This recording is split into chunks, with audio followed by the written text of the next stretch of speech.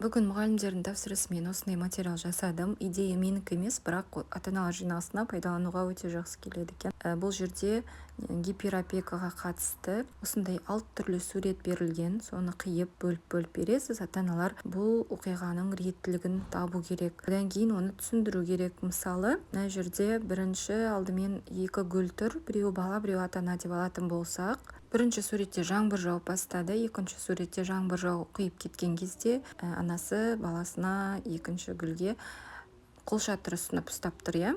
Өзіне ұстамайды, баласына ұстап тұр.